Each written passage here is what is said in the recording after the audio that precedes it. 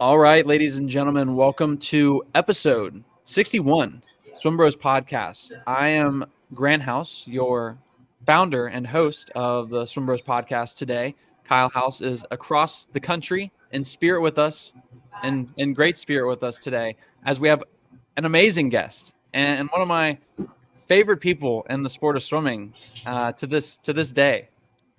Can guarantee that one.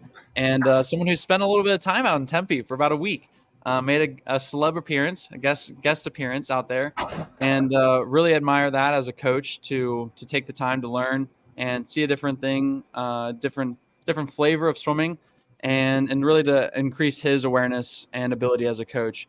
He spent some time up at Wisconsin, as we recently just found out with Matty Martins on one of our recent episodes. If you haven't listened to it, check it out. But I'm here with Trevor Maida, aka Trev Dog, and he is now the new assistant coach at the University of Louisville. So, Trevor, thank you so much for joining us. I'm really excited to talk. Grant, thanks for having me. When you reached out, I was really excited. I think at one point you reached out and I was still kind of moving. So I was trying to figure out some timing. This turnaround kind of happened pretty quick, and getting the house out here and figuring out what we were going to do with my fiance and the dogs and everything, but excited now to be able to make it work. And I appreciate that great intro. I think the first time we met was when I came out for that week, right? Yeah. I think that might have been our first interaction. And then I did listen to your episode with Matt. So that was seemed to me like it was a good one. So I enjoyed that, not only for the personal rub that I got going on in the middle of it there, but, Matt's a good friend, and it's, obviously the change is good, right? It's inevitable in life and in professions, and loved my time at Wisconsin, but it is time to do something new. I guess we're rolling into week 4 of being in Louisville. So 4 years in Wisconsin, 4 years in Louisville, good time to get on a podcast and talk about all of it, right? Yeah. No better time than right now. And I think that's the testament for anyone listening to the podcast is no better time to get on the Swim Bros podcast, to leave a 5-star review, and to get excited about it. Tell your friends, tell your family, tell your mother about it. Everyone. I think everyone needs to know about it. And so I'm glad that you took the time to get here. When I reached out to Matt, I definitely had the idea of having both you, and Matt was like, hey, I can't really say for reasons why, but Trevor might need a couple weeks. So I was like, I didn't know what was going on. But dude, when I saw that you were joining Louisville, I sent you a text, and same with Reed. I sent you a text, and I was like, dude, these kids, the swimmers at U of L have no idea how much better they're going to get now. They're already fast to begin with, but I was super excited to see you move on to another level and into another realm that you were excited to go into. And it was really neat to see that. So congratulations on that hire and the transition there. You said week 4, I'm in week 3 of my season. So kind of mimicking there. We had, I heard you had the doggos to travel with you. So my brother has a Great Dane. I know that's quite the hassle to transport, whether it's small, big, or large, whatever it is. But that's you're moving a team. You're moving a team. Yeah, it was. So we have two mutts, right? And one's 90 pounds and the other one's about 45, 50. So, but she's crazy and the big one can relax. So oddly enough, the little one was more of a hassle in the move than the big one. But yeah, man, it's been awesome. And obviously, with Reed here now, the staff as a whole, before I even walked in, I was like, I've always viewed this place, ironically, it was not always a destination, right? Arthur's coming up on 21 seasons, and what he's been able to do in his time here and take the program from where it was to where it is, it's insane. From bottom of Conference USA 20 years ago to now, a couple of years ago, winning an ACC title. The women just finished 4th at NCAAs. The men have had multiple top 5 finishes. We were out on my pool deck before when we started, and the walls are just filled with national champions. Joel DeLuca in 2012, and then you got, obviously Kelsey Worrell, former Worrell, Dahlia now, the relay in 2014, Mallory Comerford, right? You just got these names on the wall that are just national champion, boom, boom, boom, boom. So to come from bottom of Conference USA to one of the best teams in the country, all under one head coach, is pretty insane. So it's always been a destination in my mind. Granted, I'm a little bit younger, but seeing that program move up over the past 20 years has been awesome. And, it was something that my fiance would ask, where do you want to work? Right. She's amazing. She has adjusted to the life of being a swim coach's significant other, but was not her kind of background. So, she said, oh, well, would you want to work at this school or that school? Right. And U of L has always been on that list of places I would love to see myself get the opportunity to work at. So the staff is amazing, right? Steph Junker is one of the best coaches in the world. I wouldn't, she is honestly, I wouldn't even say underrated, because I think everybody talks about how great she is, at least within the coaching community. She's going to Pan Am's on Team USA in a month from now. So she's amazing at her job. Great person, fun to be around. I kind of already touched on Arthur. He is one of the best coaches the sport has ever seen, period. And, we got Nick Zorn here, who is an awesome guy. Nick's actually, I've been friends with Nick for a while, back when he was at Florida State. So that was kind of a little bit of, not a comfort, but a little bit of, okay, I'm going to have at least one friend when I walk in the door and kind of know somebody. So, and Nick is the ultimate hype man. And, he's one of the best international recruiters, I think, out there. Before I started working here, I always gave myself like a pat on the back if I could find a guy that Nick didn't follow on Instagram internationally before him. I was kind of like, okay, I got a head start on Nick. So it's, he's a great dude. And you touched on Reed. He's amazing at his job. And oddly enough, Reed and I have kind of circled the coaching world, kind of knowing each other, touching back and forth, overlapping here and there, and having, people in common in our lives. And we're finally working together. So it's an awesome experience as well. Yeah, that's quite the thorough layout. I appreciate that a lot. I mean, as I was raising into the college realms, into college recruiting, U of L was one of the ones that I looked at. Obviously, very close to home, about a 2-hour trip, if that, maybe with bad traffic. But it was definitely a spot that I was looking at, and especially with you and Reed there now, I would echo the sentiment to other recruits looking at a place to get better and improve. Check out U of L, definitely. And like you said, a testament, especially as someone who myself went on to the challenge of, improving a team, improving a program, and really uplifting a university as much as possible. Just so much respect for Arthur and what he did with the program, especially, bringing now like 2 of his own kids along on the journey too. Through it, Nick now graduated in Brazil, into an exciting chapter of his life, as well. And then Gabby got to be on Team USA doing the pool with G. And so it was awesome to be out there, get to know her, and to see her doing incredible things out there as well too. But Arthur, I saw how I felt we were just talking before we hopped on. I felt how taxing it was on me personally. Just all the energy, just 6 years took on me, and then not really taking, I'd say, the necessary steps away, enough time away, a break per se, before the summer season or at any point really once that chapter closed. But it took me a whole like summer almost to get my feet back on me. So I think like the stamina alone is just such an underrated aspect, for what he said, with Steph as well. Only have great things to say about her. Love every interaction I have with her on the pool deck. And, with Arthur, it's just like that stamina to go 21 years of, taking something from the rock bottom and raising it up year after year. And I'm sure it wasn't always a linear line by any means. Yeah.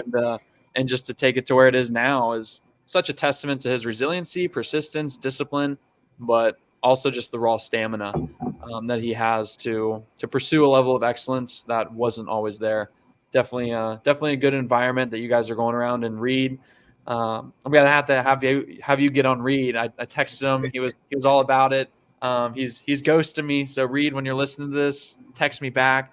We're gonna get him on the podcast. He's gonna be on here. So whether he likes it or not, I might have Trevor drag him onto this. But we're gonna get Reed on here, and I was excited to have him. I've actually met him.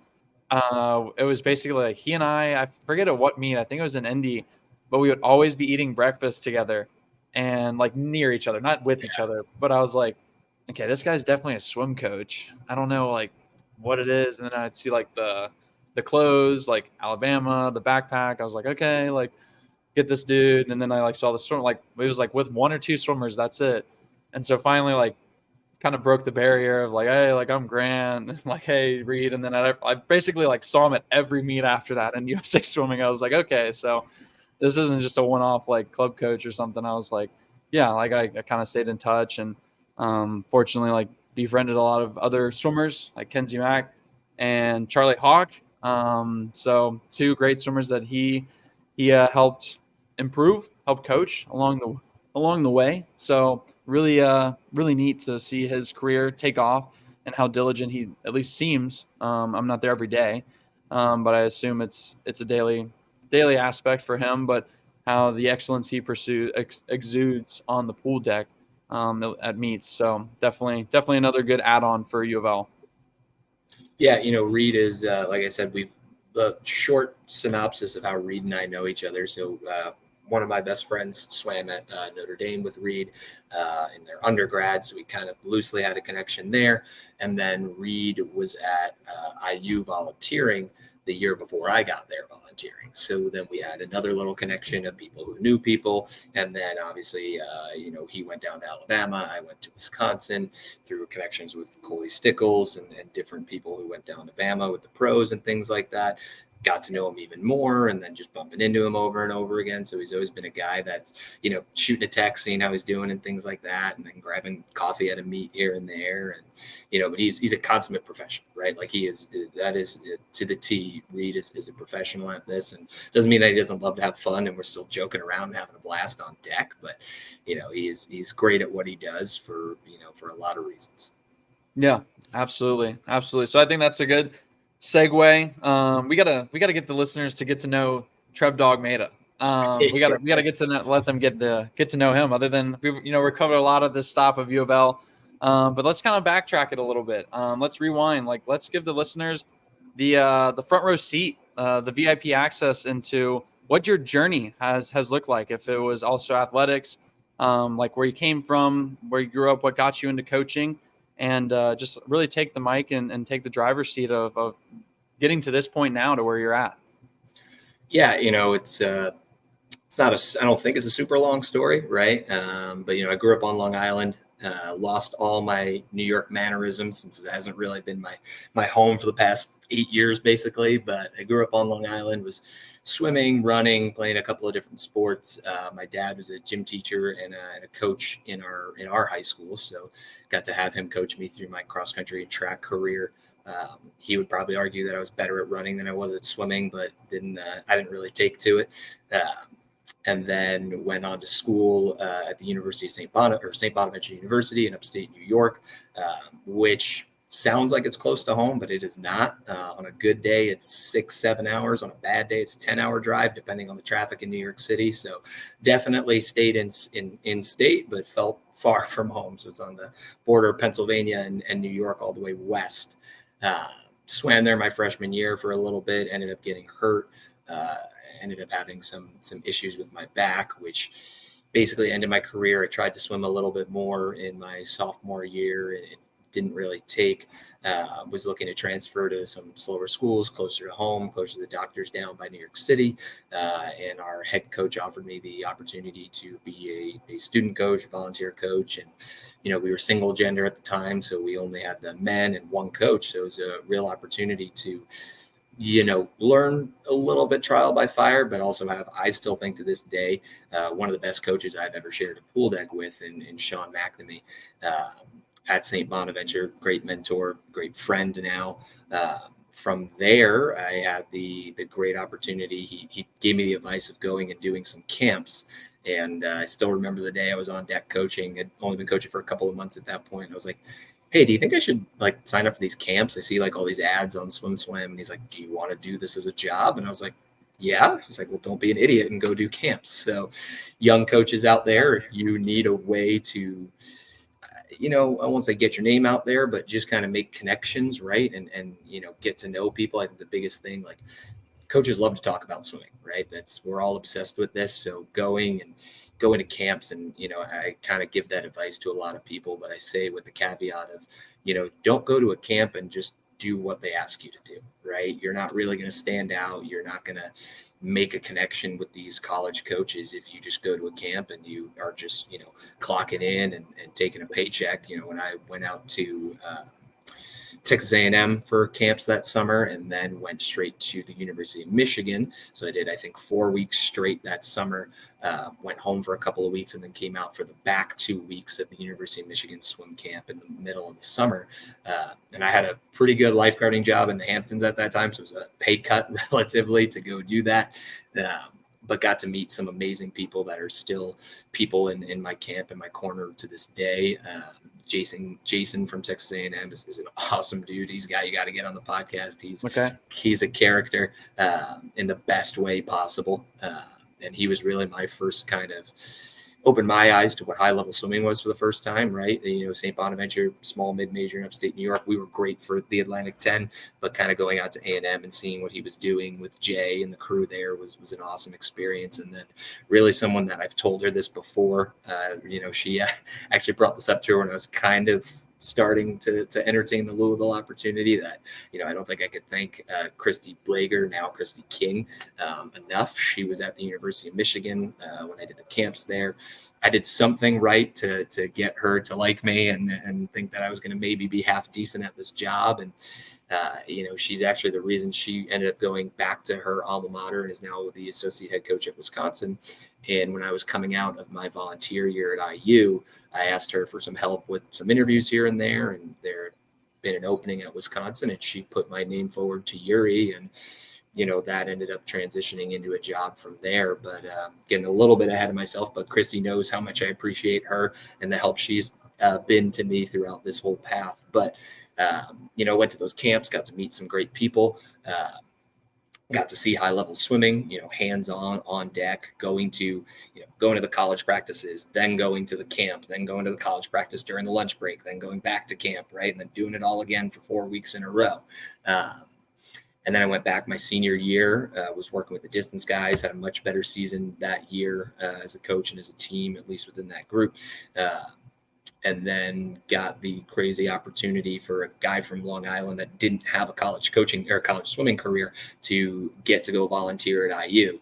And that kind of, Ray Luz is obviously, this is without saying one of the best coaches the sport's ever seen.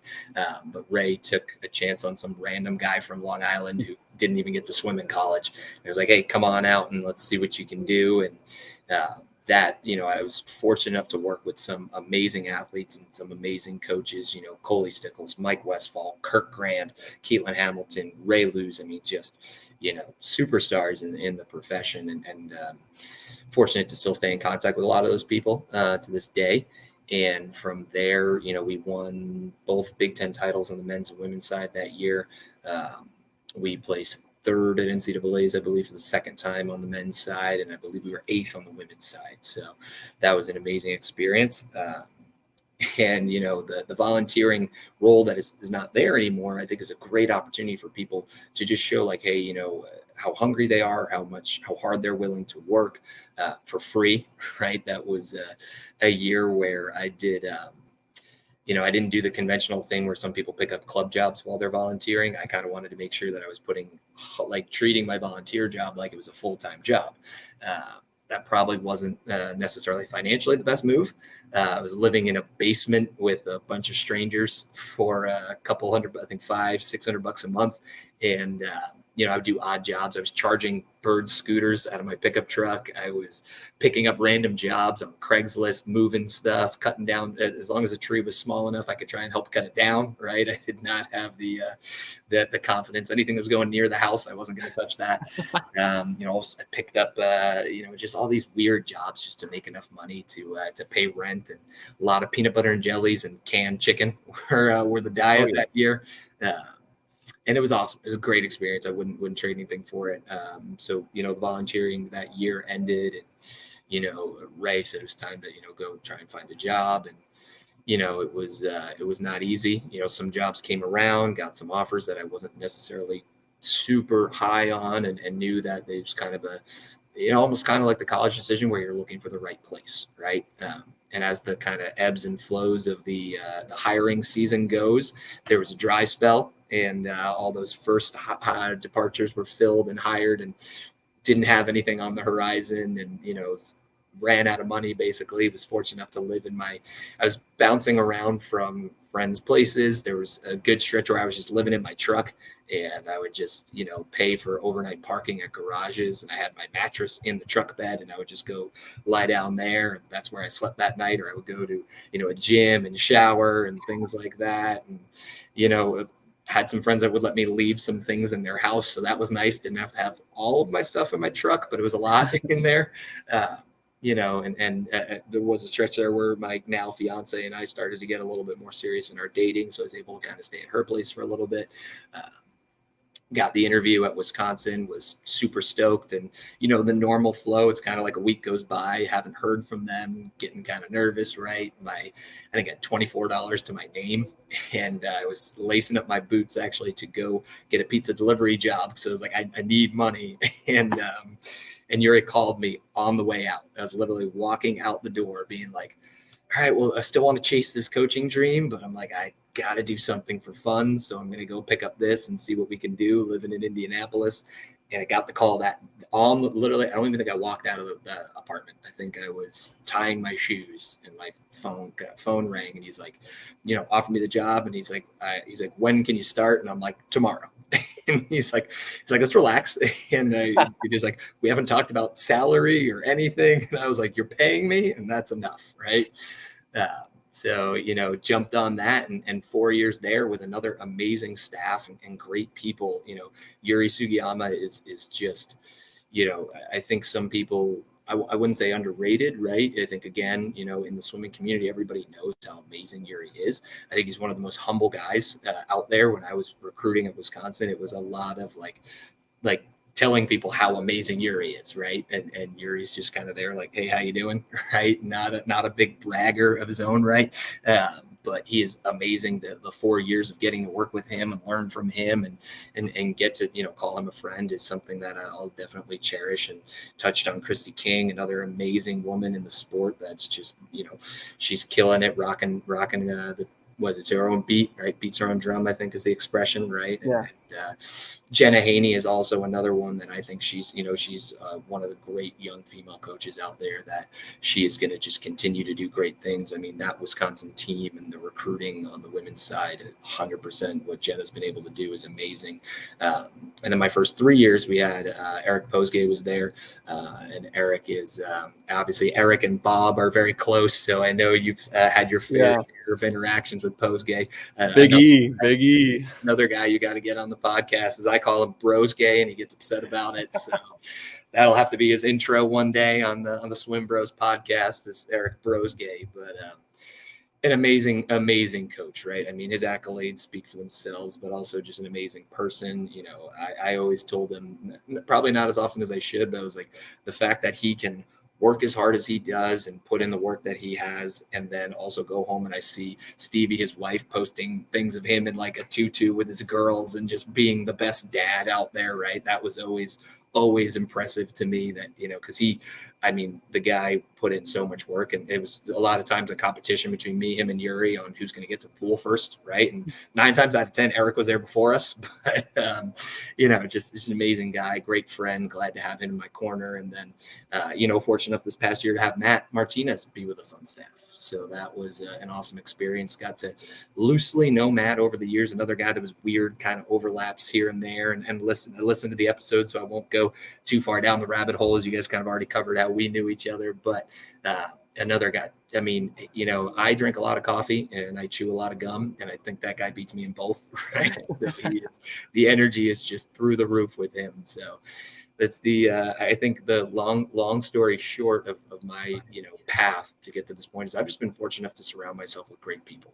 And I think those people have helped me get to where I am today, and teach me a lot of lessons. But also, I think it's, at least in my opinion, none of those people have done it like in a condescending way, right? It's not like, all right, young fella, come on over here, right? No, it's just hanging out, whether it's, at somebody's house or grabbing dinner or whatever it is. It's just been opportunity after opportunity of just great people helping me out.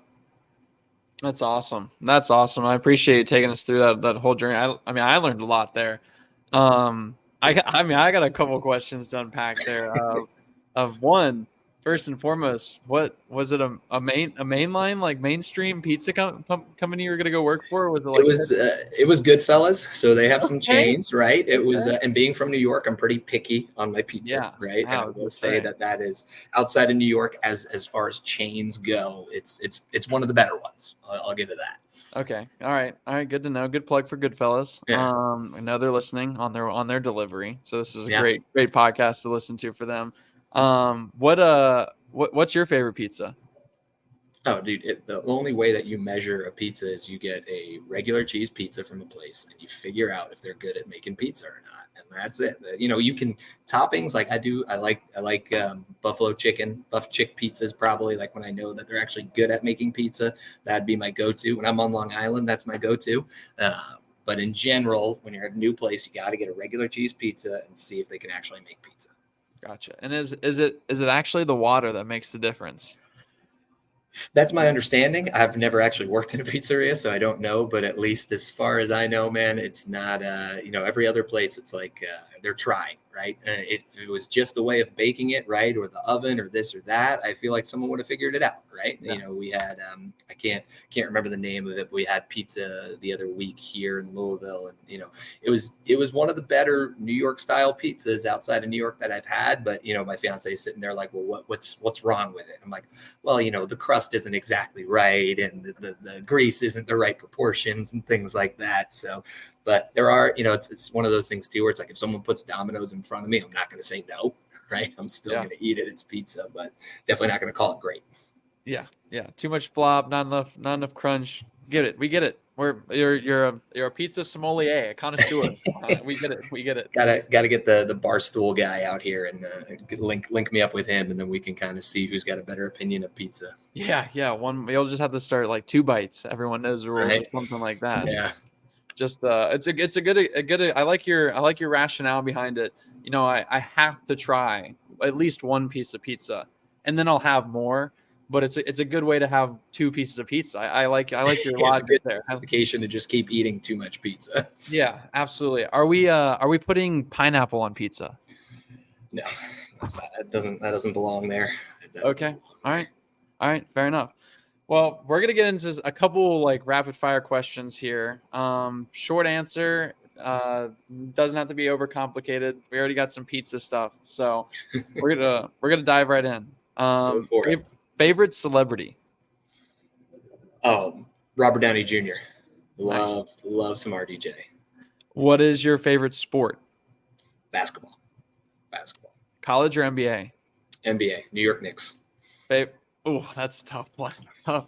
Big Hey, offense guy. past couple of years we've been fine, right? What Two, are your two out of the past 3 playoffs, so I'll take it. Okay. Thoughts on Porzingis? Oh no, never come back to New York.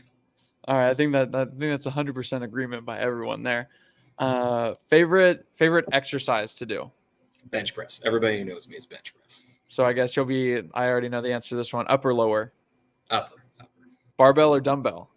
Barbell. Incline or flat? Flat. Wow. Dude, the standard, the golden standard is the flat bench. He's just a good old home cooking boy right here. That's the move, man. Favorite pool you've ever been to? That's a good one. Yuri and I have talked about that a couple of times. I love the Irvine pool. I think out in, the outdoor pool there, it's maybe a little bit of like, to me, just the sentiment of that was the first big meet that I'd really gone to. It was my summer, showed up at IU. We went to IUPUI, did some Pro Swim Series meets, but then that summer nationals, they were selecting Pan Packs and the World's team for the following year. So that was my first big meet as a coach. And I just love that place. I think it's an awesome facility. So that's always going to be my number one. Heck yeah. Awesome. What would be your go-to karaoke song? Ooh. Go-to karaoke is going to be Build Me Up, Buttercup. It's one that I probably know all the words. So that's I'm terrible at singing, right? But if that or Higher by Creed. And those who know. Okay. This podcast just got like 2 levels better just by mentioning Creed. There we go. with arms wide open. I want that. I want that starting my day every day. I want that to be the anthem of my life, You basically. know, I will say Creed, fortunately and unfortunately, right? I feel like a lot of their songs sound exactly the same, but they're good, man. They're like, I think if you just play through their playlist, it's almost like, did they change songs yet? But they are good. They're hits, man. It's just kind of all sounds the same. They know it works. They know what the Yeah. people want, and they give it to them. They give it They to have them. their template and they just keep popping out bangers. So Oh yeah. Oh yeah. Favorite movie? favorite movie. Oh man, that's a hard one, right? Depends on what you're kind of doing. But you know, probably gonna go with God, I gotta go with The Godfather. I gotta go with Godfather, right? Okay. It's not a everyday one, right? It's a long one, but it's just that's a masterpiece, right? If there's one that it's like you can't argue with it, gotta go with The Godfather, right? If we're going for like a short watch, right? Love me some Talladega Nights. There we go. That's amazing. There we go. Gotta enjoy some Ricky Bobby for sure. Always. And then last one, favorite TV show currently or ever? Currently or ever. Um, Man, currently we're rewatching New Girl, which I was very against originally. My fiance was like, we should watch a show," and I was like, "No, this is stupid." So currently we're rewatching that for the second time. But man, overall, Rick and Morty is awesome. I gotta say, Wow. Rick and Morty is top tier television for anyone who hasn't seen that. I know it's a cartoon, but give it a shot. It's got some deep concepts there, man. Good show. Dang. Really, really hit both ends of the spectrum there, but those are great choices. I'm Yeah. a big New Girl fan. Huge Coach and Schmidt guy, and love some Rick and Morty too. So great, two great selections there. Two great selections.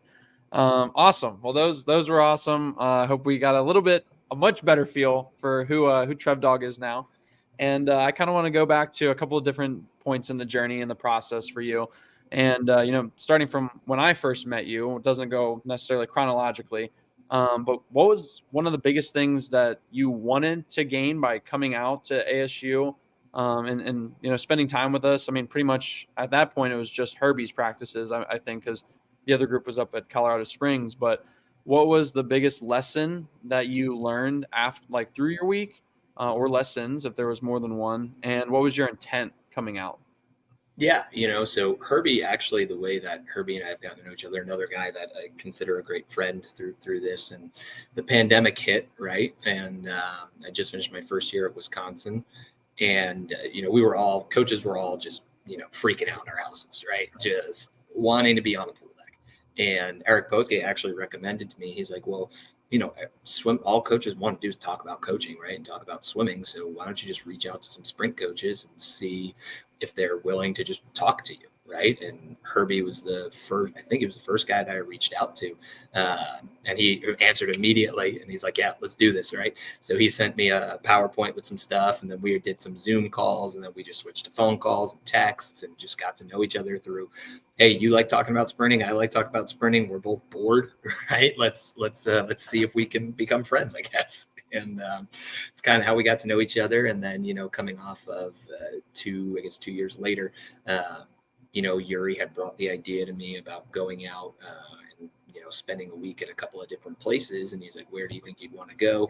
Floated obviously his connections at Cal, right? Floated that as an option. And then you guys, you yourself included, were on some awesome relays that year, right? And your performances as an individual were amazing. But a huge testament to what Herbie, you, the athletes, Bob, everybody's been able to do there. And there's a lot of really good sprinting going on, right? So not obviously the rest of the events with a certain guy named Leon was doing pretty damn well also in his own right. But He's all right. yeah, he's okay. Seeing where those sprint relays kind of went, Yuri was like, "What do you think about ASU?" And Herbie and I had been talking for a while about trying to get me out there and just hang out for a week. And I was like, "Well, Herbie already said I could stay in his house, so let's do that." Right. So it's awesome experience to get to go see that in person. Right. And I think in general, you could see practices on a page, right? But seeing how someone coaches is totally different animal, right? So to be able to see what you guys were doing, some of the things that made you guys, obviously the people involved, right, are a huge part of it, but kind of see some of the X's and O's, but also see, I love the fact that you guys start pretty much every practice with doing some sort of running, jumping competition type thing, right? So, just seeing all that and how lighthearted Herbie is, and, he can get intense when he needs to get intense, but in general, it's working with, those athletes. It's a lot of fun, right? I think that's the thing I took away. A big thing was, yes, there is a huge amount of science and X's and O's and data poured into it, but it is also like, even in the hard stuff, you guys were having fun, right? And Herbie and I have talked about this, right? I think a lot of the big things were, Herbie is revolutionary in what he's doing, right? And it is a lot of similar concepts to where, for lack of a better term, I might have been a little bit gun shy on kind of going as far into, especially the way you guys do your aerobic practices. I had been basically doing like a much smaller version of that at the time. And then to go out and see him doing it at that full capacity. And then it was one of my fiance jokes, is like, that might've been the most fun week of your life, is just coaching, then going back and getting food with Herbie and talking about the practice, and then talking about the next practice, and then lifting together and coaching the next practice. It was just constant, like that was it, and I was like, yeah, it was a lot of fun. So it was really nice to kind of reinforce a couple of theories and ideas that I had, and see it working at a really high level. It was also, man, that pool deck is hot as hell. That was, I knew Arizona was hot, and I know it was only June, so it wasn't even the hottest time, but man, I don't know how you guys deal with that. Yeah, I've been trying to figure this year is the first year where I'm like questioning. I'm like, what am I doing? What is going on right now? Like I think we cranked over 110. I think it was the entire month of July this year, like 30 straight days over 110 degrees. And I think for all of our international listeners, obviously, like over 42 Celsius. That was just keep it global. Gotta keep it global. Gotta keep the reach global. It's just absurd. Yeah. And sometimes Herbie has this like little like laser temperature gun or whatever. And I remember it cracked me up because he was like obsessed with this the whole day. I think he did it once in the morning, and then at night he was trying to see if any part of the deck got up to 200 degrees. And it was like the starting block was like 160. Our black kickboard got to like 193. So like almost there, but it gets hot. Those walks to put the gear bags away or to get the gear bags, you need to make sure you either have a like ice cold water bottle to spray your feet down in front of you, or you have your mesh bag to just drag a puddle of water in front of you. But yeah, it's nothing to joke around with.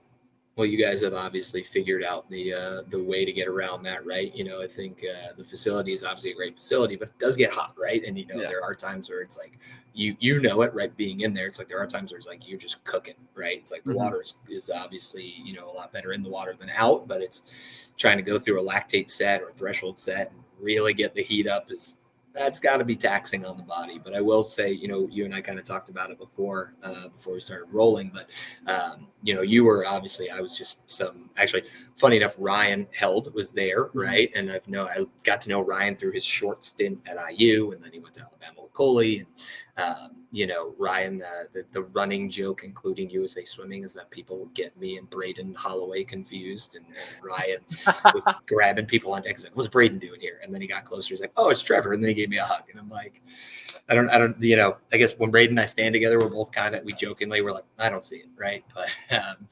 But Ryan was obviously super welcoming, having a relationship prior, but then you were chatting me up every day, right? Just asking, hey, what's up? What are you doing here? Who are you? Blah, blah, blah, blah, right? Not in an aggressive way, right? But just as you are a very sociable guy in the best way possible.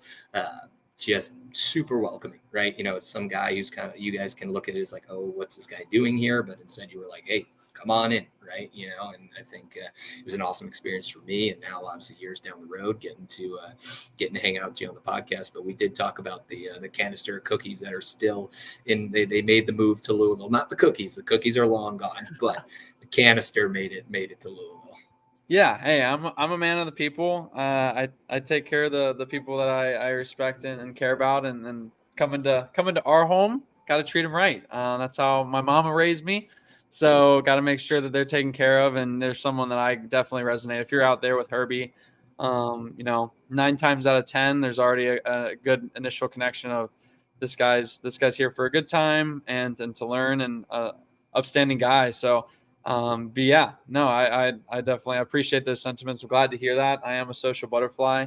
Benefits me more now than it did when I was younger. So I don't get in trouble in the classroom anymore. My classroom is the pool. So definitely was really grateful to have you out there. Definitely grateful. Love all my interactions with Herbie. It's always nice to have a new, refreshing, uplifting face there too. And I think the resemblance is only going to get more hectic now that you guys are both ACC schools. You got the flat bill, you got the beard, and now you've got the black pullover hoodie. Like, dude, I mean, you're saying you don't see it, but you're just setting up everyone for for the fall here. I think at least the positive here is, as people have seen the U of L, I think we wear those button down, those dress shirts for finals, right? So at least, they're at least on the deck, people won't grab us, right? And be like, oh, sorry, wrong person, right? But the general, and then I forgot to touch on Yahia Rodman, the dive coach at Wisconsin, amazing guy, great friend, another great dad, right? Seeing him interact with his kids. And he, came to us from NC State, and, the joke there is basically like, Braden's a little bit taller than me. I'm a little bit taller than Yahia. And then you got Yahia. And it's just the amount of times that people are like, Yahia, no, Trevor. Braden, no, Trevor. It's like, and those two are obviously far more established in their careers, right? So I'm kind of the young guy coming in and looking like those two. But that is the running joke he was saying is, and funny enough, I was actually sitting down at a dive practice the other day, and Ryan's an amazing coach here too, and sitting down and next to him, and one of his divers on the board goes, "Oh, cool! I get to work with Ryan and Yahia today, right?" And he obviously was doing it as a joke, and I was like, "Very funny, right?" So I'm going to be Braden, Yahia, and hopefully at some point I'll get to be myself too. Yeah. I mean, that's one of the things that I definitely resonated with. I mean, I think, like you said, we pretty much spent every day talking in some capacity. I vividly remember 2 times where I just came and we talked shop for and I think it was I was on tapering for something, I think. And I got out early and I came back and we were in the back pool in Bucket Land, and we talked for 45 minutes just about physiology and stuff like that. And so I always had the thought in my mind. I saw your next step is being assistant in Louisville. Logical to me, just keep continuing to ascend into the higher levels of swimming, and kind of showing what and showing what I got some insight to. And it might be you Braden lookalike, or is it Hia?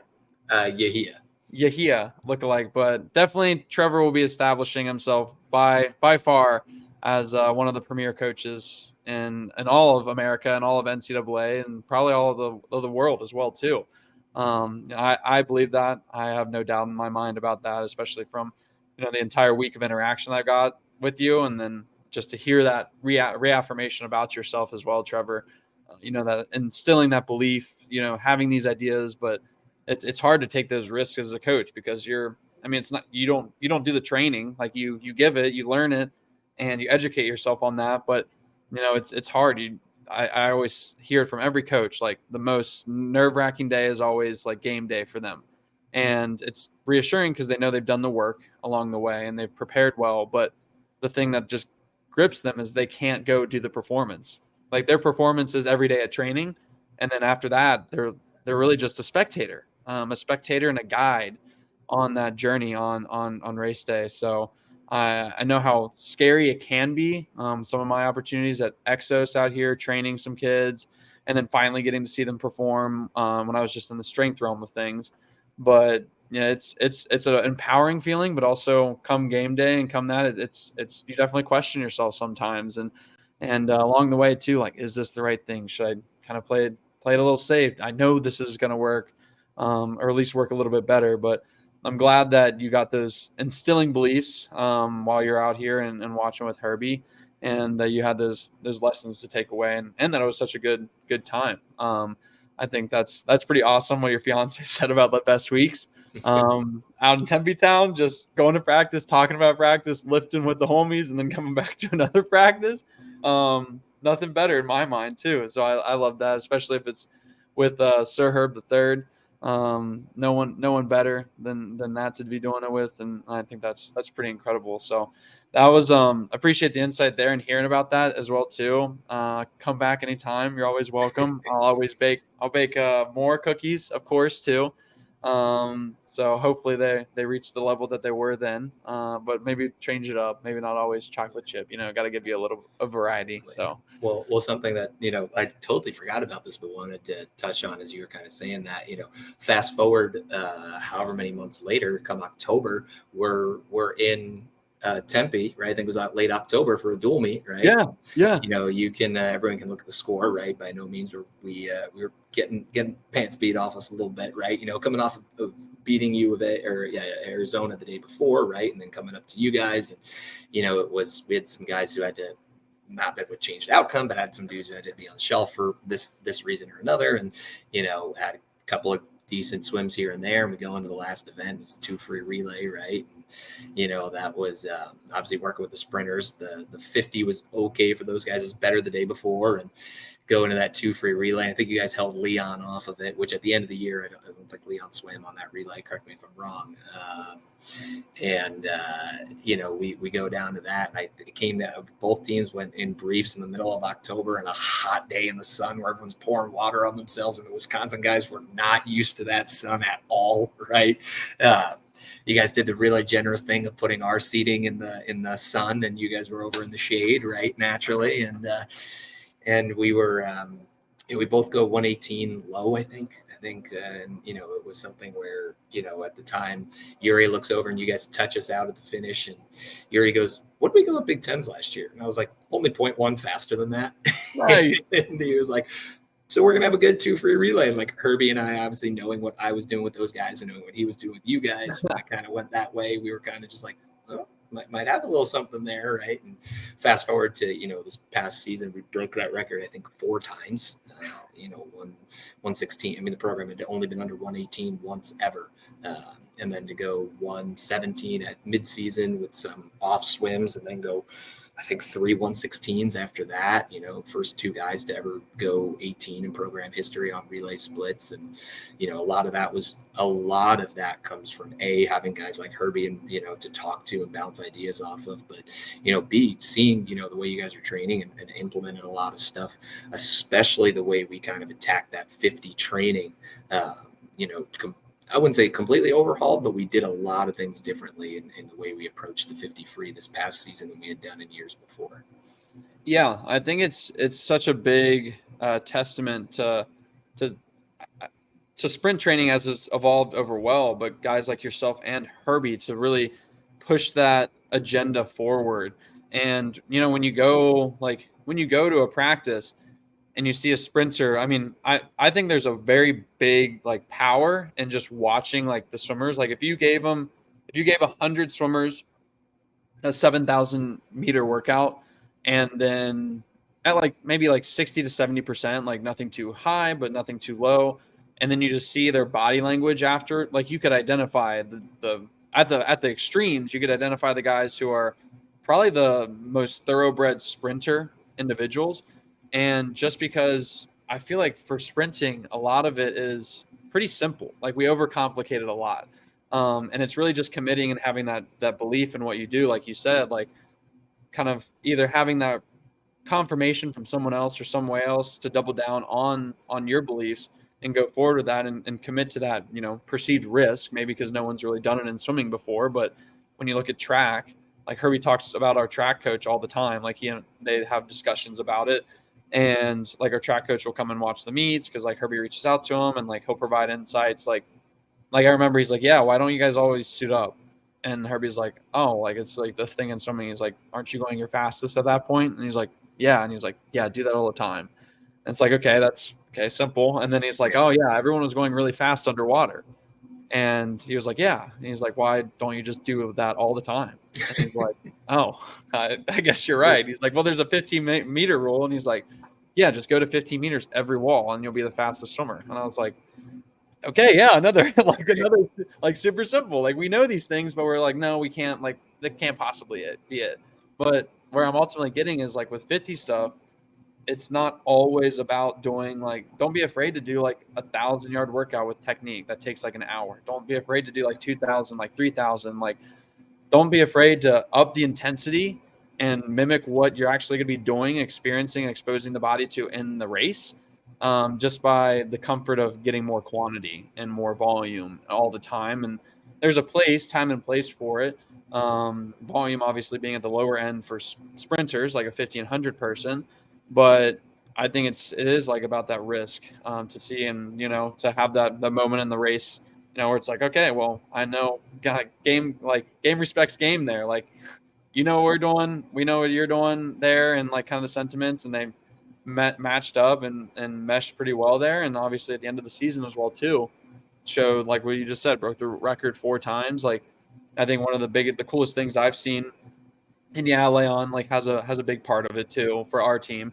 But I mean, for our backstroke records, for myself and the freestyle records, our IM butterfly breaststroke, I think last year, or 2022 to 2023, I guess that would be last year, but the year before, 21 to 22, we broke 64 records, in our school history, and just kind of continuously redoing it. But a lot of them were our sprint records and relay records, because we were going faster more often and exposing our bodies to that. And I think that's really what sprinting is about. It's about going faster more often with less volume, and kind of undulating the technique in between.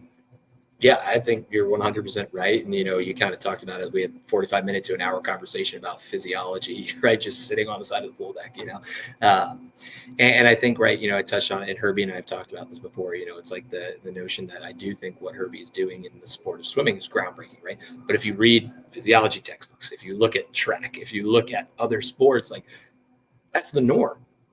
That's the norm, right? So, and that was one of the things too that I did lean on a lot of, okay, this may be new to swimming, and this may be theories in swimming, right? But human movement, right?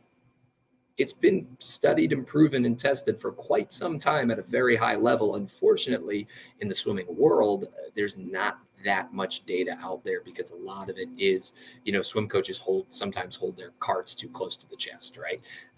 So I think there is a lot to be learned from. I think it's kind of like once you're in there, right, and you're kind of one of those coaches at a higher name school, right, they're a lot more of kind of just talking to each other and getting to know each other, and, hey, what are you doing? This is what we're doing, right? But there's not really much published things out there, right? There's not really many swimming studies on lactate production, right? There's not very many swimming studies on simple progressive overload over time throughout a season, and show where that comes into play in your event, right? I think that the best sprinting tool out there, and I think another reason that we had a great season in the lower events there was due to the fact that we bought power racks, and we bought 4 power racks, and the best, they're not this magic answer, right? They're a tool to implement, to use to get faster, right? But what's amazing about them is they are in increments of 10 pounds. For those of you who don't know what a power rack is, imagine a leg extension machine, and you have that plate rack right there. Instead of using it on your legs, you just tie yourself to a belt, swim 10.5 yards, right? And that's to me, you take out the uncontrolled variables, right? And everything becomes a controlled variable to a certain extent, in terms of it's going to go 10.5 every time, right? It's going to stop you at that point. You're going to have some increment of 10 pounds. You can use the little rubber stoppers, and those go into 5s, but you'll have that exact weight, right? You can argue on a bucket that people are like, well, instead of using water, you could use plates in there. And we did that at Wisconsin this past year. But unless you're doing full 25s, the bucket is not going to be an exact stopping point, right? So having that, go to 15 meters. Okay, well, the lane marker is moved on that lane than it is on that one. Okay, this guy went a little bit past 15. Okay, that guy cut it a little bit short. And you've used racks and buckets before, and you know that when you hit 10.5, that thing is stopping you, right?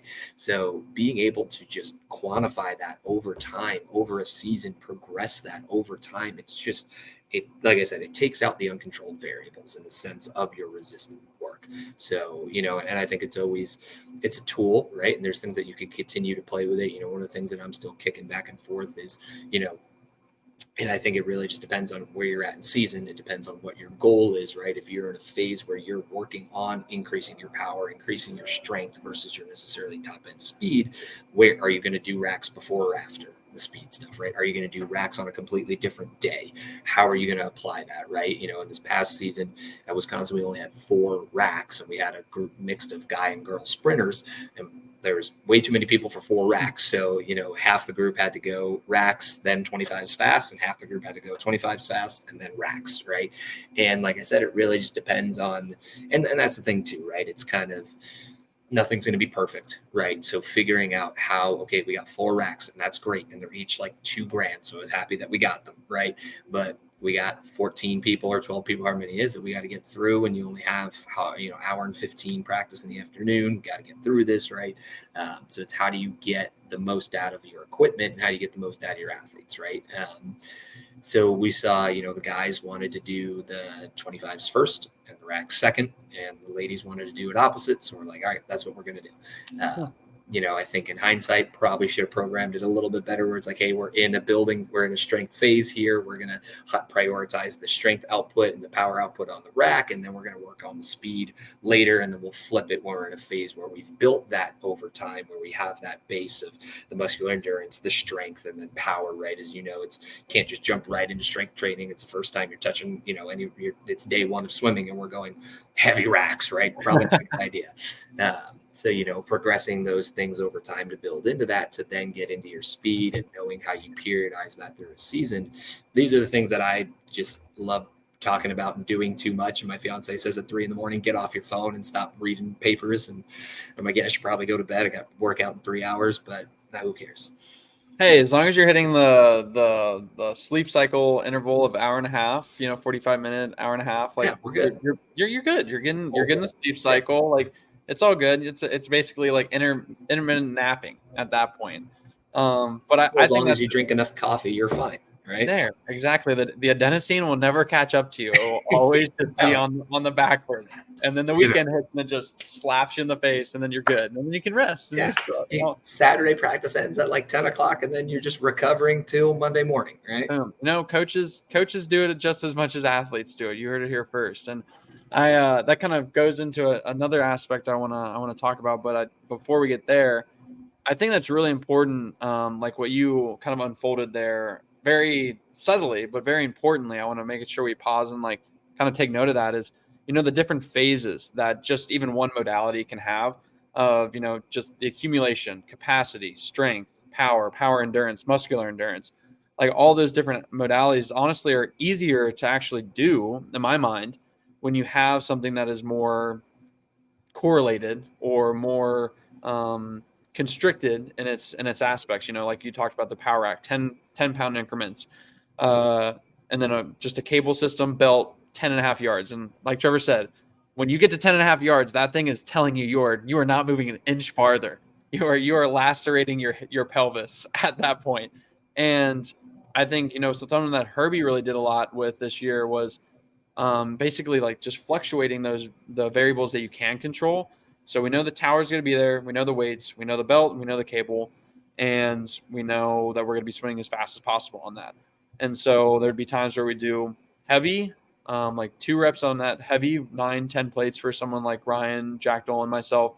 And then we do like maybe a minute off and do 2 with 2 or 3 plates, much less load, lighter load, contrast that. And then coming off that, do a 25, 15-meter blast and then a 25 full sprint dive. And just that fluctuation of it was really interesting as the athlete to feel the difference in the contrast and to feel that, that overspeed sensation, not necessarily getting to those overspeed aspects like you would with fins or suit up like 15 meters off the blocks physiologically, but proprioception and feeling wise.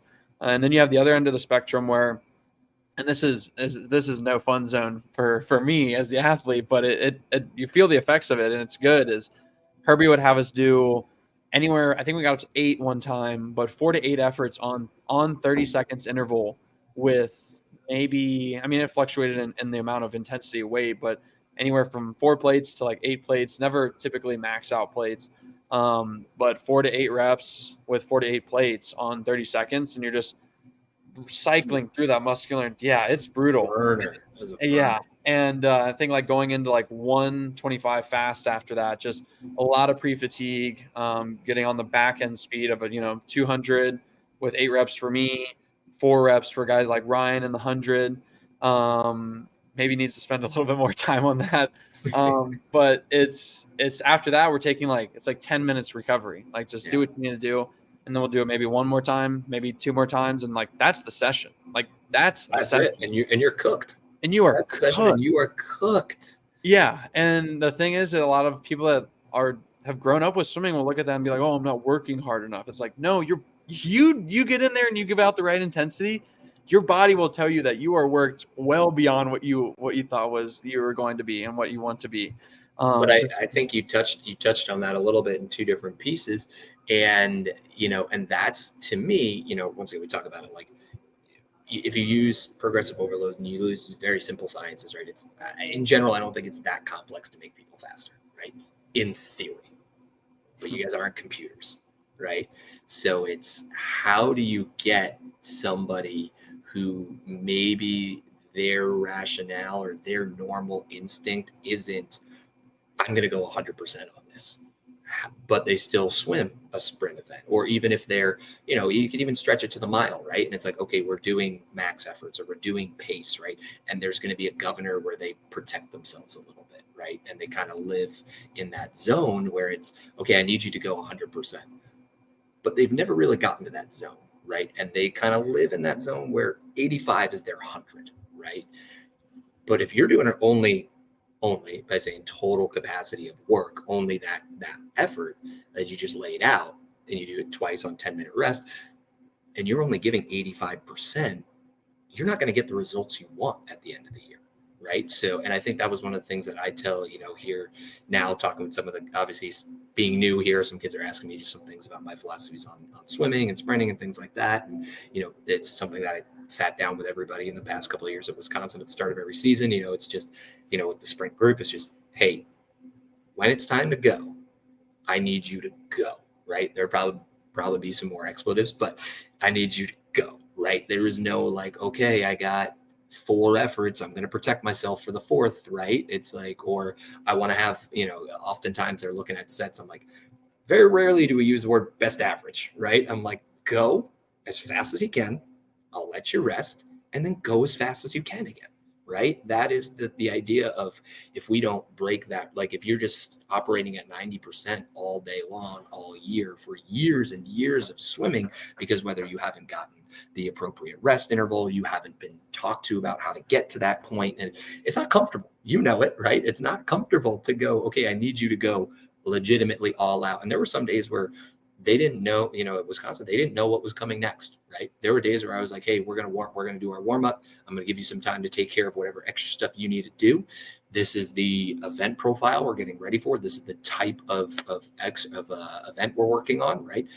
Do a little bit of your meet prep for the 100 breaststroke or 50 free, whatever it was that day, right? And just be ready to go at this time. And all you need to know is you're doing this. You're doing this sort of training, right? You're doing this sort of event profile, right?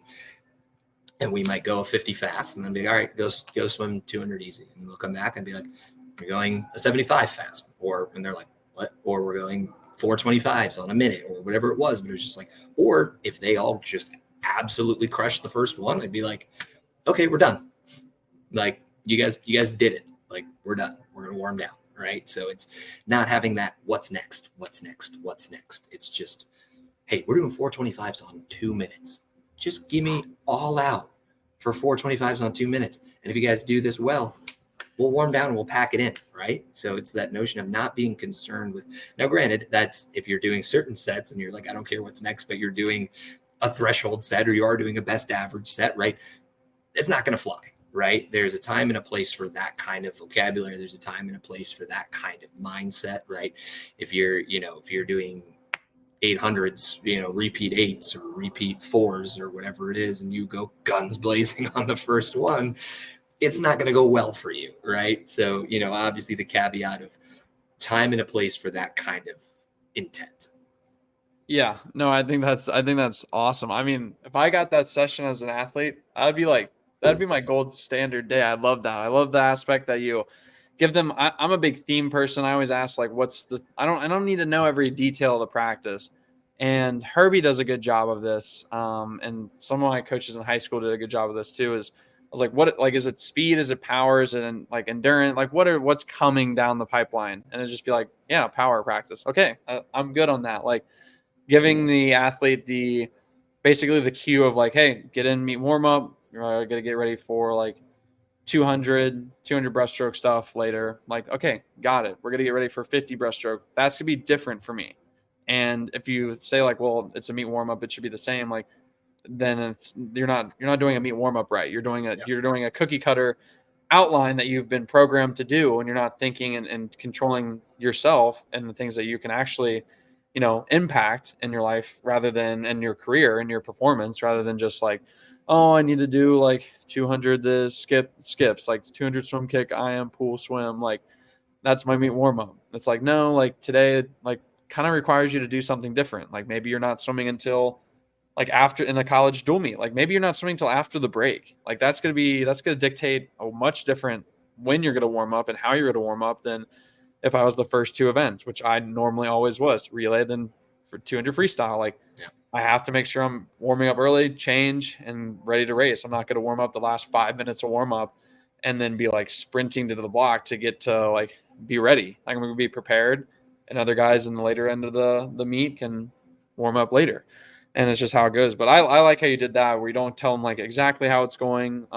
We kind of do something similar here at ASU sometimes, but they always like kind of lay out the event order. But I like that aspect that you're talking about just giving the general idea, not exactly what you're going to do, and just making sure everyone's, maximizing. And by maximizing that moment, that's really optimal, and optimizing their performance too.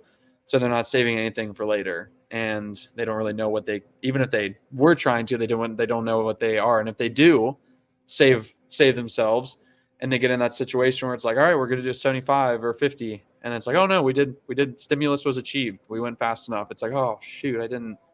It's like basically the perfect reward system, negative feedback of like the athlete experiences. Like I didn't give my 100% best effort, and I want to make sure that doesn't happen next time. So next time you do it, they're like, all right, I got to go. And then that's probably the time where you're like, all right, we're going to do 3 200s or something. Yeah, then it's like, oh man, well now they saw it coming, right? Yeah. But then sometimes it is kind of like, okay, well if they saw it coming and they did it, right? And obviously you can only use that cookie so often, right? Yeah. When I think one of the things that we had a pretty good summer this past year, right? And had especially 50 free, had guy go 22-1, dropped from like 23-2, I think, in a year. Had a guy go 22-5, right? So pretty good summer for those guys. Had a couple of trials cuts for guys that were way off prior, right? Big summer for those guys.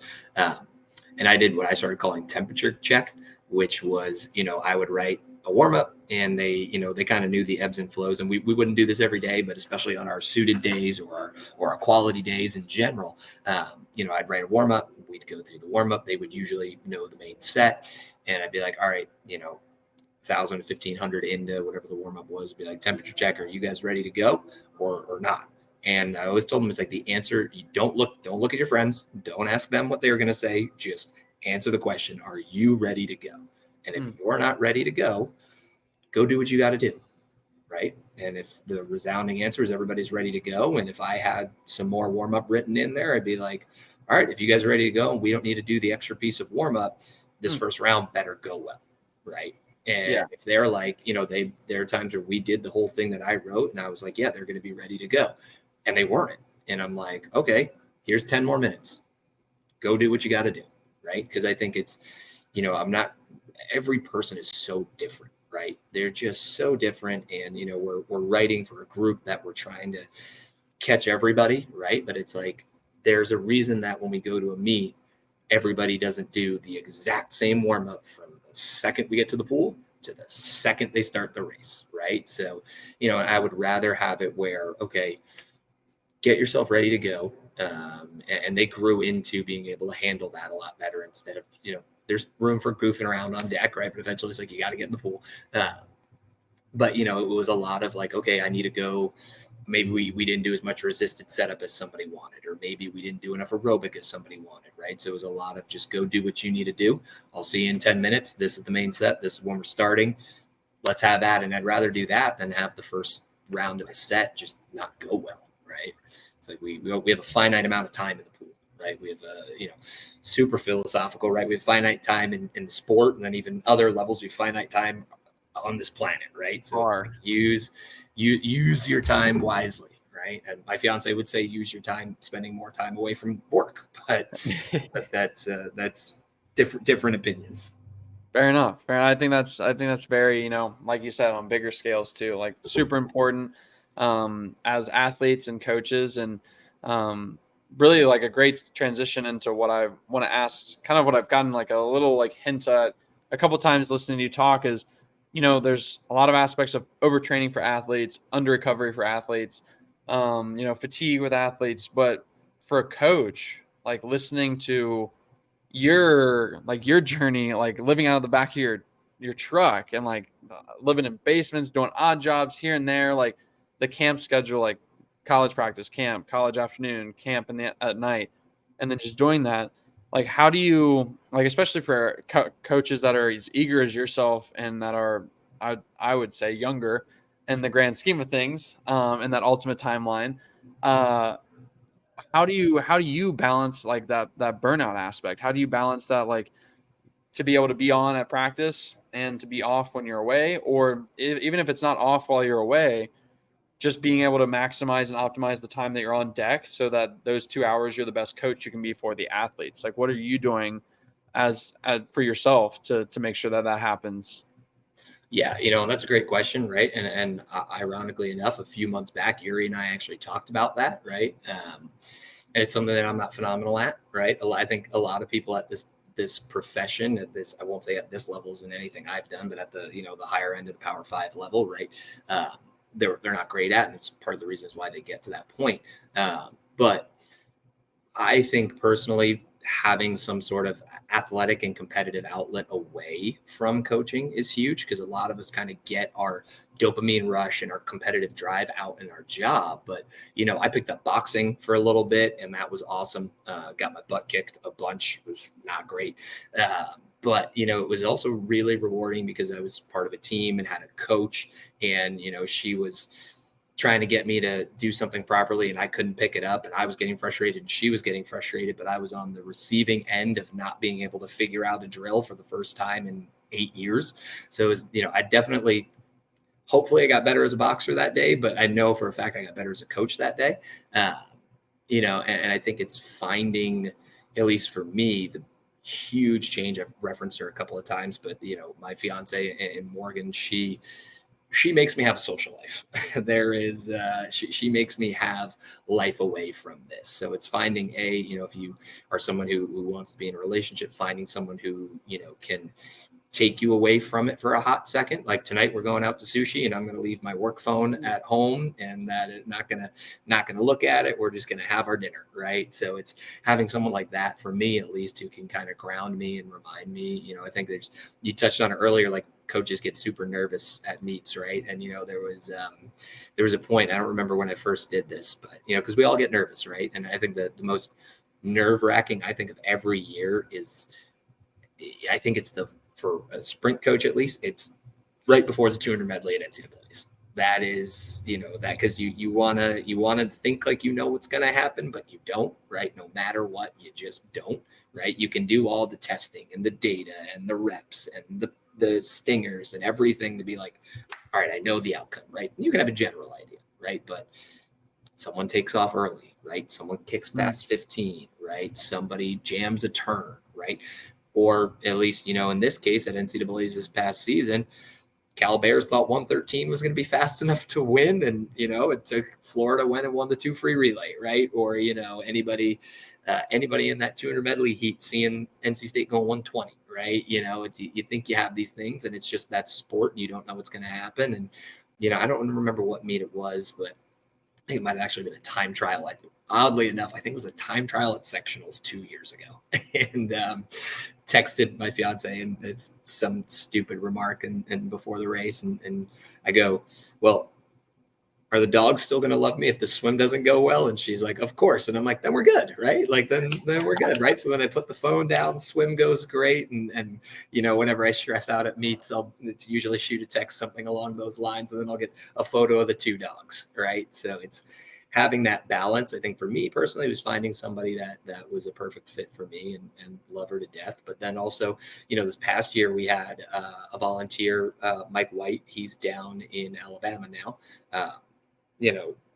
Mike is my best man at my wedding, so it's a little bit of a more personal connection there. Swam together at St. Bonaventure, but having somebody to lift with all the time, right? Now, instead of just lifting by myself, right? Having somebody to have that where, a lot of times I was on my phone during the workout, texting recruits, doing practice stuff, things like that. But now it's like, no, now we're pushing each other really hard, and I really need to be like in this moment. So I think for all of us, that's probably a cue for, as a general thing, swim coaches, as they get older, on average, we're not in the greatest shape, right? So staying active, finding an athletic outlet, I think is a big thing. I know Steph, we've talked about her. She plays a lot of tennis and can definitely kick my ass. I started playing tennis recently, and I'm terrible at it. So that was not a missed calling of mine.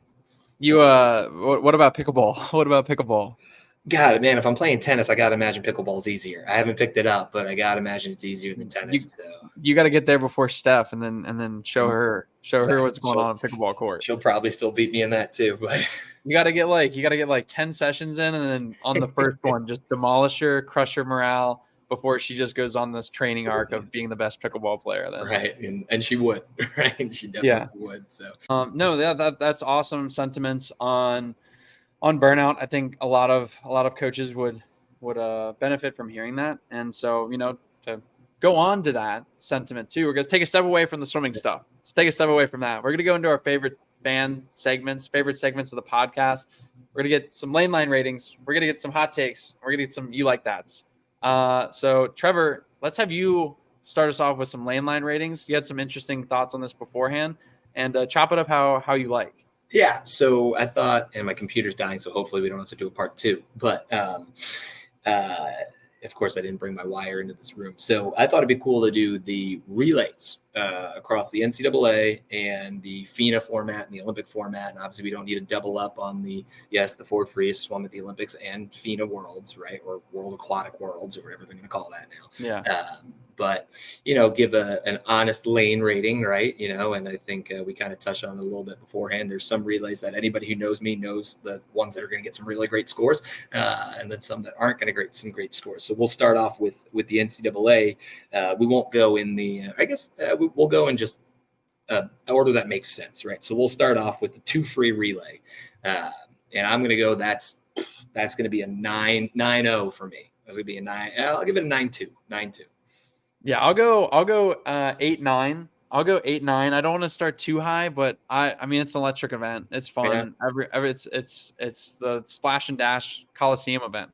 Love it. With the 4 free relay, it's hard for me to the placement of it in the order of the meet. I think it's not as fast as it would be, right, being the last event. But it is kind of, when a meet comes down to that, it's crazy good, right? But taking that away from it and just comparing the event to the event, I'll go an 8.5. I mean, 8.5 on the 4 free. Okay, if we're taking the grand finale away, good sentiment to bring up. I'm glad we're putting those parameters. Yeah. I'll go like 8.1. I'll say, be honest with that. Maybe even a 7.9 some days. Dual meets, definitely like a 7.1 for the 4x1.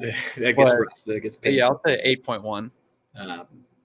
And then the 8 free relay, I think for me, it's still when it's good, it's good. I think when it's good, it's great, right? Like when those relays are rocking, but you got a good race and an 8 free yards. I mean, that is pretty cool. When it's not rocking, it ain't great. When people aren't going 129, right? It ain't that great, right? So I'll give it a solid 7.7.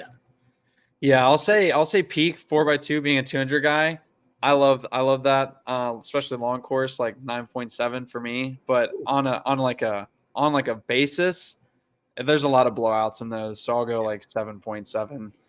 Yeah, it's just when you got people just so far away from each other, it's just, I think like I said, when it's good, it's great. When it's bad, it's not so much. Yep, I will agree to that one wholeheartedly. And we'll go the 2 medley relay. That's gonna be the 10-0 for me. That's the number one. That's the peak. That is the, taking the position of it out. But even if you add the positioning of it into the meet, we talked about it, like that's the best one. You got a 50 of each stroke. Now, granted, most of them are done underwater now, but that's got to be it for me. Granted, my best event, weirdly enough, I was lucky enough to swim on a 200 medley relay in high school with a guy who was fast as heck. And he was the backstroker for us. So I always looked real good because he just gave us the lead and I didn't lose the lead. So there's a little personal value to that, but also just coaching it, watching it, 2 medley relay. Yeah, I'll echo the same on that one. Just an electric event. It always just happens so quickly, quicker than any event for me. And 9.5. I'll agree. Exciting. The 4 medley. I'm going to go. It's better than the 8. I don't know if it's better than the 4 free. I don't remember what I gave the 4 free. It was an 8 something. So I'll give the 4 med an 8.1. Give it an 8.1.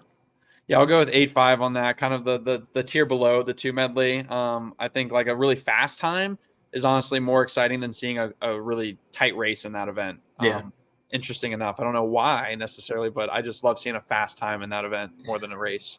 I think also too, it's like that race, I think almost has a little bit more of that, like splits are almost to me more impressive within that, like seeing Leon go like 49, right? Like that. Yes.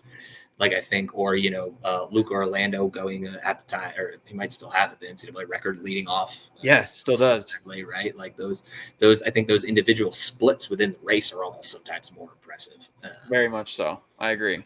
I guess we can shift over to the Olympic format, right? But the 4 free relay long course, I mean, we can give a little history of that. The 2008 relay is going to help that one. That's going to be the best long course race, right? That's the 4 free relay is going to be the best long course one. I don't, if we're putting it on its own separate scale, it would get probably a 10-0, right? But if we're doing total scale and count the other ones in there too, I'd give it a 9.5, 9.7.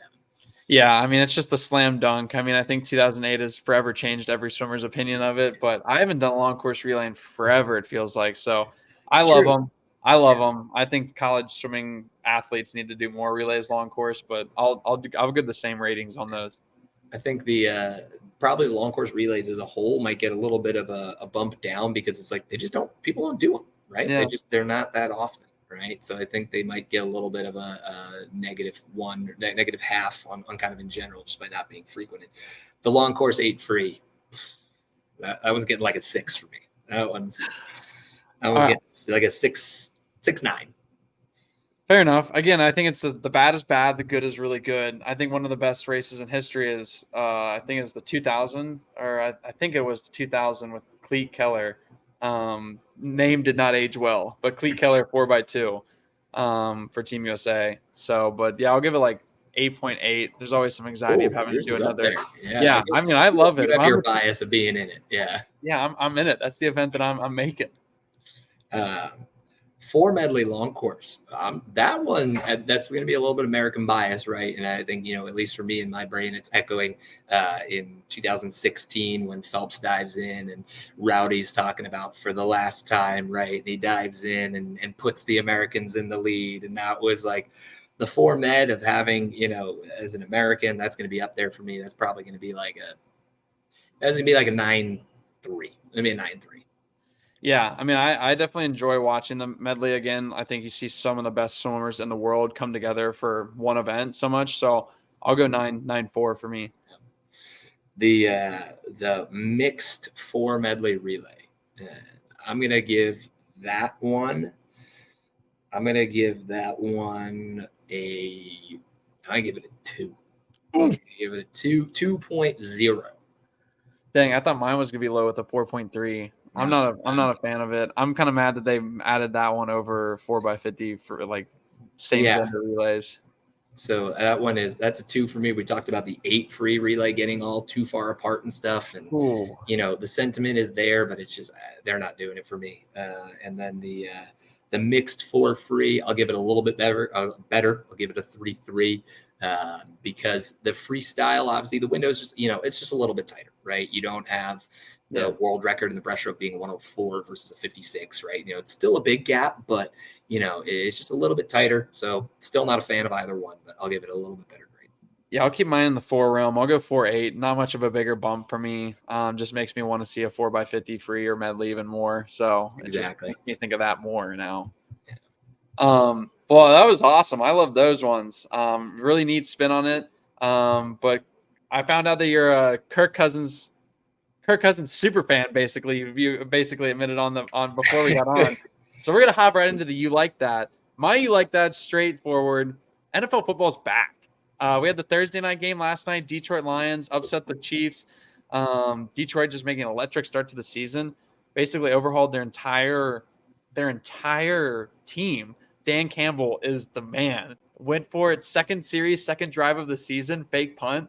Dude, you have my vote. I am running through a wall for that man.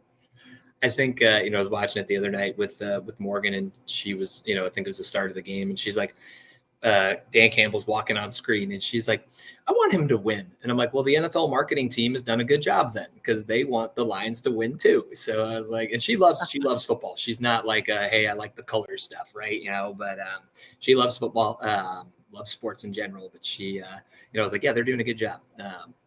I think my you like that right now. I got 2. My you like that right now on a personal standpoint. It's a little cheesy, but we have a house now with a fenced-in yard for our dogs. So being able to we got like this little magnet door, and just walking outside like with a cup of coffee and just seeing the dogs just have the time of their lives, and how happy that's made them from just open the door. We leave the door open and they just go in and out the back door. That is, you like that. For me, that's a little sappy, sentimental thing that I come from there, just going in and out.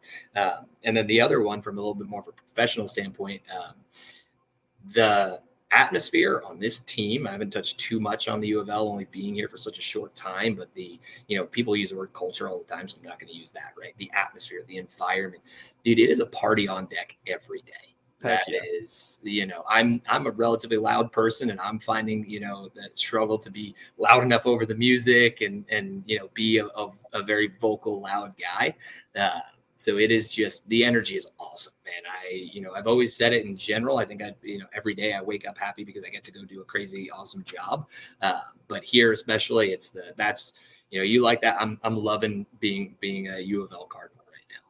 That's awesome. As an athlete, I'm sure that bodes well and keeps the practices energetic. And to finish off, what's your hot take, Trevor? Give it to us before you go. My hot take, I think we might need to have to do a second episode just to talk about the hot take, but it's going to be, and we can leave it off on a cliffhanger.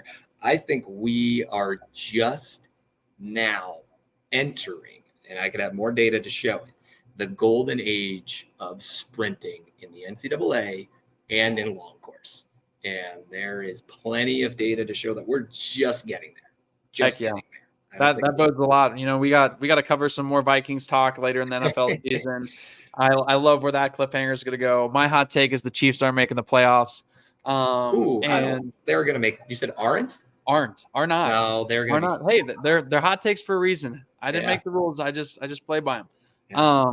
But I love yours. We will definitely be having more episodes in the future, folks. Leave you that little teaser and cliffhanger. But Trevor, it's been great connecting with you. Appreciate this. This will last a couple drives to and from the pool for the listeners, just like Maddie Martins. So I'd expect nothing less. But appreciate you immensely. Thank you all for listening. Follow Trevor and follow UofL Swimming on socials.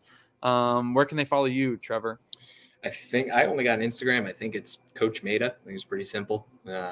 So just, last name, Maida. I've been told I got to up my Instagram game. So I got a lot of photos of dogs and fiance. So got to put more swimming content out there. But Grant, this was awesome, man. Thanks for having me.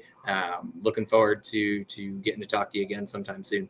Yeah. Thanks everyone for listening. Enjoy the rest of your day and live life daily.